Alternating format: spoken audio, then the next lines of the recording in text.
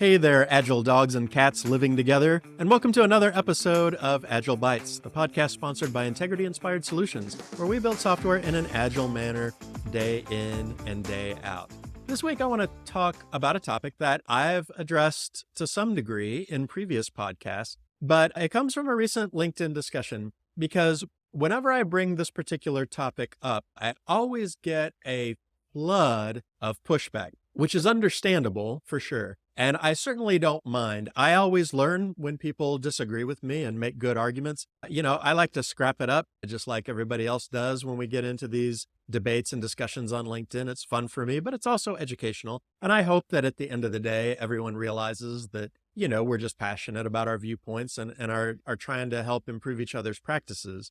But I do confess that I do sometimes get to a point close to frustration with this particular issue, simply because a lot of the pushback that I get often is just the other person telling me I'm not right, but not explaining why. And I don't know if that's my fault or if it's just once people hear my own argumentation, they just assume that I'm just a lost cause and maybe too stupid to explain things to. That is a defensible position, but it kind of hurts to hear, So what I want to do in this episode is I want to more carefully than I have in episodes in the past, go over my position on it and why it works the way it does. If you disagree, that is 100% fine. I would love to hear from you, but I would like to hear actual reasoning about why I'm wrong about this. And maybe you'll change my mind, just like the guy in the meme. We are going to talk about whether story points are an effective tool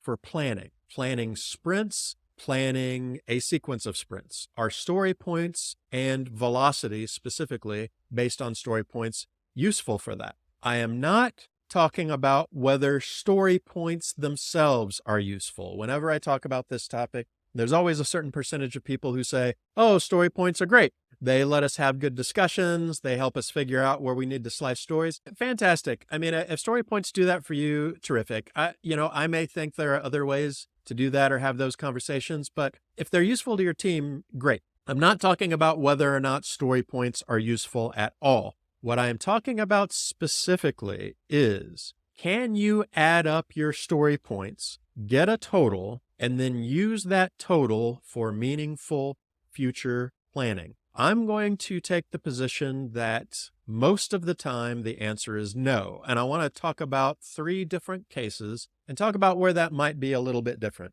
The reason that this is a tricky issue is because as many organizations as I've worked with and as many people as I've talked to, it seems like there's a pretty good variety of how people think about story points. What is a story point and how do we assign those point totals? So I'm going to cover 3 broad scenarios. So the first scenario, the one I think is relatively common in Agile circles, is that the story points have no direct relationship to a quantity of time. There's a very abstract relationship, right? Obviously, the more time a story is going to take to complete, the bigger the number is, the story point is. But there's no direct mathematical correspondence between the number and the time, right? So one story point isn't 1 day, it's not 1 hour, it's not half a day. It's nothing as far as a specific amount of time goes. So in this scheme, the story point numbers are really just labels for size categories, right? You're grouping elements together of similar size. You're pointing out which elements are bigger than the other elements, but the numbers themselves don't tie into any actual quantities of anything. So for example, if I'm relatively sizing a group of dogs, right? I say like a Chihuahua is a 1 and my Irish Wolfhound, that's a 13. And then everything else is kind of in between, right? Great Danes might be an 8 or a 13, and all the other dogs fit into these numbers. The numbers don't correspond to how much they weigh. The numbers don't correspond to their height. They're just category labels to help me sort out my big dogs from my small dogs, my dogs in between. And I'm grouping together dogs of similar size, but the numbers don't equate to anything. I could, in theory, just as easily use t-shirt sizes. right? Here's my extra small dogs, my small dogs, my medium dogs. The net effect would be the same. In this situation where your points are just grouping categories, and the bigger numbers are the bigger things, the lower numbers are the lower things, but there's no underlying quantities. I would argue that in this situation, your story points are not useful for planning purposes. They may be useful for other things. I mean, the advantage of this scheme is all you're doing is identifying your big stuff and your small stuff, but you're not making a statement about how long those things will take. We all know how wrong we tend to get hourly estimates or estimates in days, and how long it can take, right, to try to arrive at what we think is an accurate estimate of hours and days when we're just sort of guessing like that. So this scheme avoids all of that, because what we're saying is, hey, I don't know how many days this is going to take, but I do know this is the smallest thing on our list, right? Or I do know this is the biggest thing on the list. So we're taking on risk if we take on the biggest thing and a whole bunch of other things, right? So it can be helpful and useful from that standpoint, and you can come to that very quickly, right? Like, for instance, if I have a Great Dane and an Irish Wolfhound in front of you, and I say, how many pounds do you think these dogs weigh? It could probably take us a while to get to those numbers, and you probably wouldn't feel very confident. But if I said, which dog is bigger than the other one, you could probably identify that, right? In most cases, they're actually pretty close in size, but the Irish Wolfhound is slightly bigger, in case you didn't know that. So we can come to that estimate, we can come to that guess fairly quickly. We can usually all agree on it, and then we don't get kind of bogged down in the weeds of, well, how many hours or how many days, and does anybody care about it? The problem, though, is that since the numbers don't correspond to time, we run into real trouble when we look at a set of actual hard time. Like, let's say you have a 2-week sprint. Well, if the numbers don't tell me anything about time, then adding them up doesn't tell me anything about time either, right? So if the numbers are just size categories, then I can't say, well, we completed 20 points last sprint, and so we're probably going to complete 20 points this sprint. So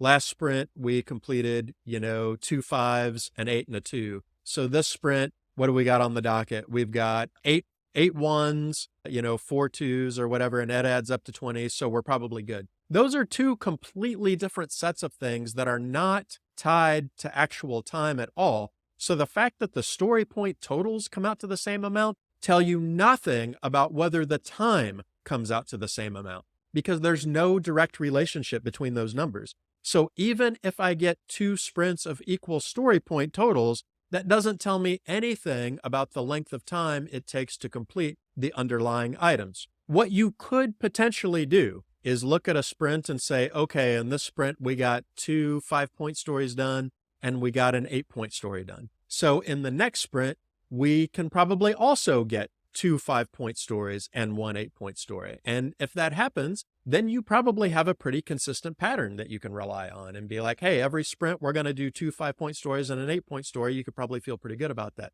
But that's 18 points? What you can't do is say, last sprint, we got 2 5-point stories and an 8-point story done. That's 18 points. So this sprint, we can get 6 3-point stories done. That's also 18 points. You can't do that. There is no relationship from a time perspective between those two sets of things, because the numbers don't relate to time. They're just buckets. Those 3-point stories may take, 4 days a piece or something like that.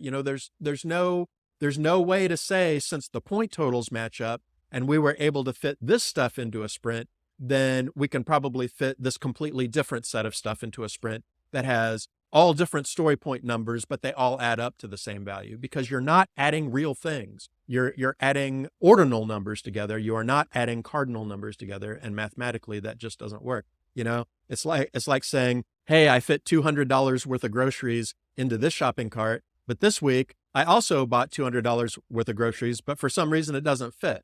Well, yeah, because those dollars could be describing all different sizes of food, right? So in that situation, which is a very common situation, story point velocity is not going to be great. And if you have struggled with it, it's not your fault. Mathematically, it cannot work. This is not my opinion. This is not my judgment. Math cannot work this way. If the numbers don't have a connection to an underlying quantity, adding them up and then comparing them to another total of completely different items that add up to the same total do not yield you the same block of time, because time isn't in the equation anywhere, right? If it works, it's just coincidence, okay? Let's take a second scenario, because I had the rare person tell me, well, the numbers aren't tied to time, but they are proportionate, okay? So if you've got a 1 and you've got a 2, the 2 is twice as big as the 1. Well, how long does the 1 take? Well, we don't know. Well, how about the 2? Well, we don't know that either. But we know the 2 is twice as big, and we know the 3 is 3 times as big as the 1.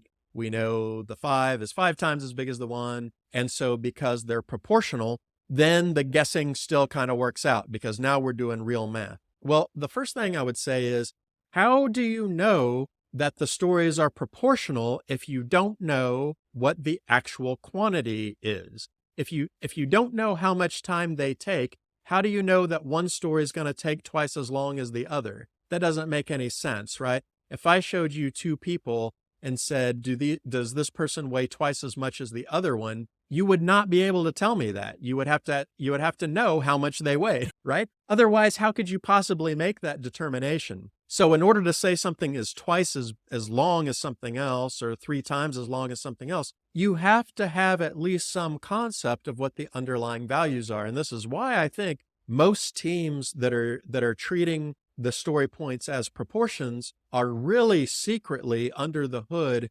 making guesses about the length of time. Because if you aren't making guesses about the length of time, how could you possibly say this story is twice as big as this one? You've got no quantities. How could you possibly make that statement? Well, let me put it to you like this. Let's say right now I'm drawing 2 circles. I'm drawing 2 circles on this sheet of paper in front of me right now. If you're watching the video, you can see that. All right.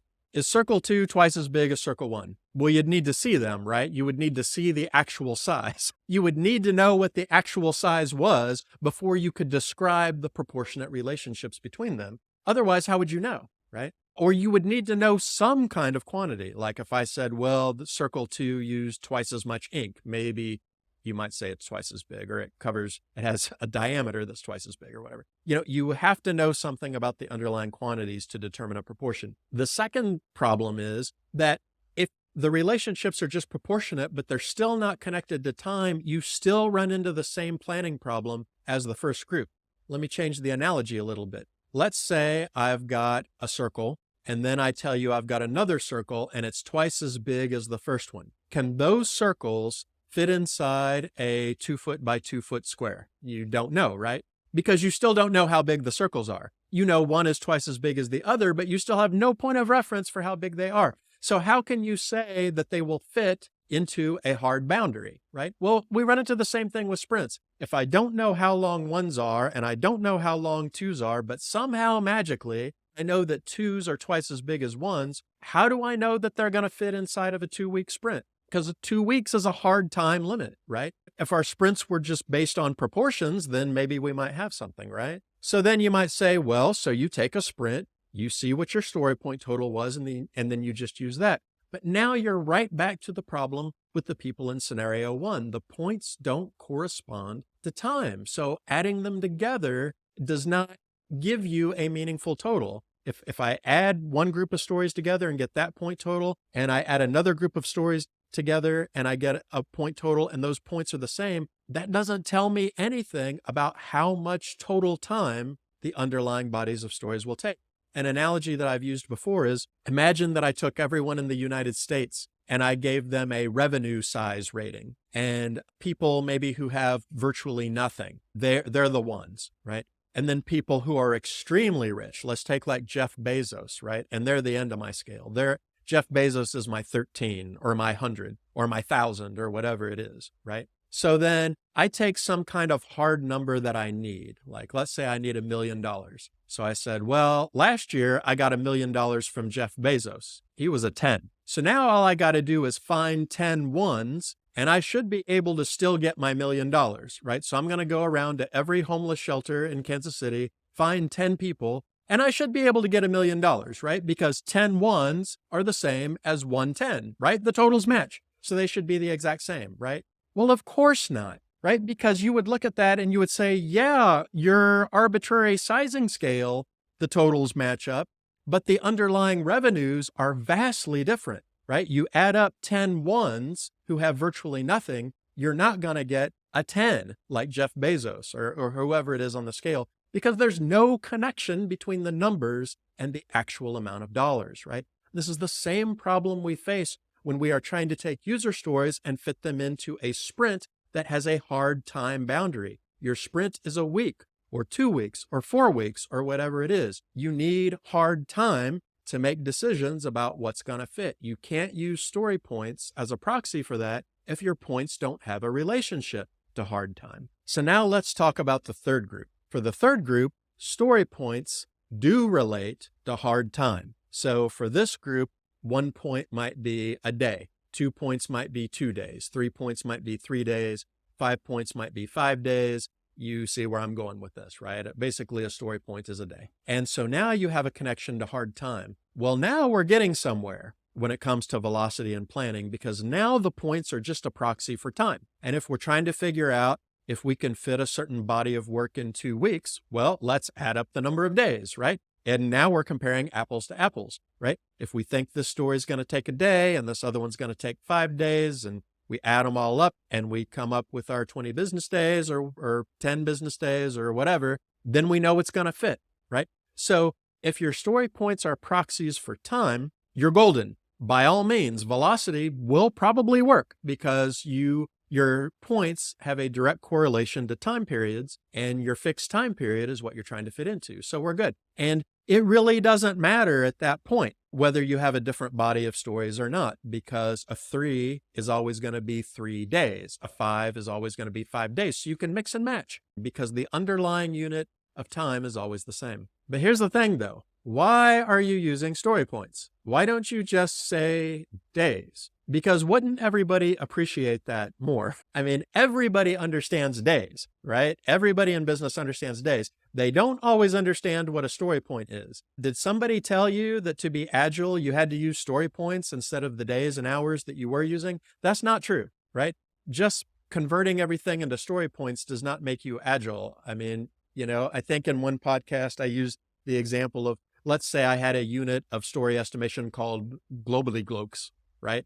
And then I told you, well, 1 globally gloke is half a day. Well, what am I doing? Why am I translating days into a secondary form of currency here? Just use the time, right?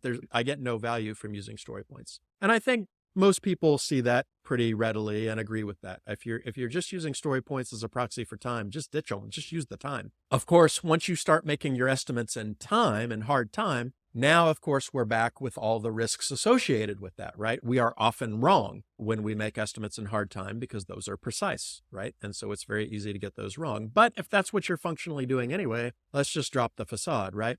Here's the tricky part, is because a lot of people, a lot of Agile practitioners are in camp 1. The story points have no relationship to time, or in camp 2. The story points are proportional, but they have no relationship to time. What I have found many, many, many times is that people will say until they are blue in the face that those points have no relationship to time other than just big and small, but not to a specific quantity of time. In practice, this is not usually what happens. In practice, developers are thinking about a thing. They are kind of guessing about how long it's going to take and using that as their point of comparison. So when you say like all of our ones are about the same size, I'll bet if you polled your developers and you said something like about how long do ones take, they can tell you. Or about how long is a 3, they can tell you, because in their heads,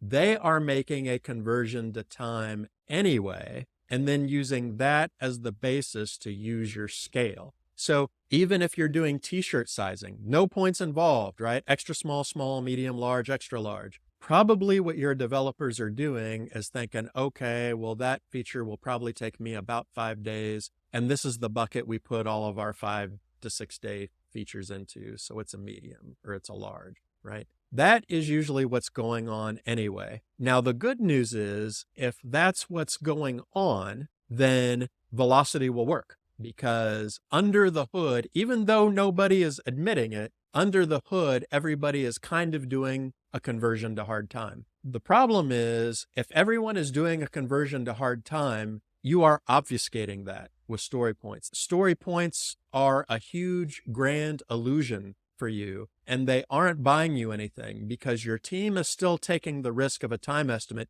Maybe they're a little more loosey-goosey about it, right? Maybe instead of saying this will take 5 days, maybe we're thinking like 5 to 6 or 5 to 7, but they're still doing some kind of connection to hard time. If they're doing that, then we have just basically institutionalized deception. And for what? So we can say we're using story points, so we can say we're really agile. Folks, you need to figure out if that's what your team's doing. And if they are, you need to have some honest conversations about how you estimate and plan and whether that is what you want to do going forward.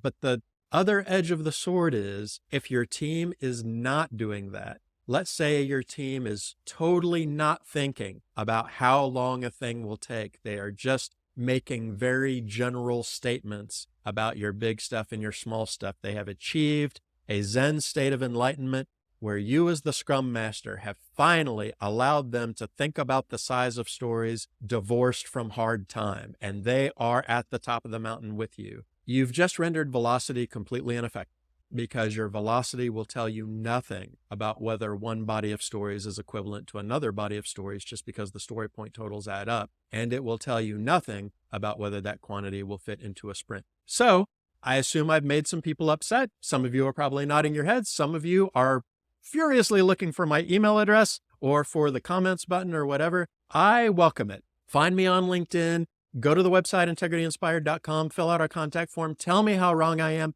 That's fine, but please tell me why. Please tell me why this is wrong. Please tell me how I can mathematically add up numbers that are not actual quantities and compare them to another total of numbers that are not actual quantities and say these are functionally the same quantity. How does that work? Please explain it to me. I would love to hear it. And if you agree with me that it doesn't work or that we're kind of like fudging between real time and not real time or whatever, then maybe it's time to have a conversation with your team about how you want to do forecasts. I can tell you there are great ways to do forecasts that do not rely on story points or making guesses about time, and I would be happy to share those with you as well, because ultimately at the end of the day, folks, honestly, I don't care about being right about story points. I don't care about being right about velocity. I do care about your team being able to operate in a low stress, efficient,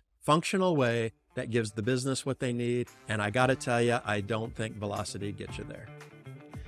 Thanks everyone for listening to Agile Bites. Agile does sometimes bite, but we don't think it always has to. If you enjoyed what you heard today, don't forget to like and subscribe to this podcast on whatever platform you happen to be using. And if you can, leave us a comment because we'd love to hear your feedback. What things would you like to hear about? What things did you hear that were valuable to you today? You can also head over to integrityinspired.com to sign up to our email list. But that's all for today, folks. We'll see you next time.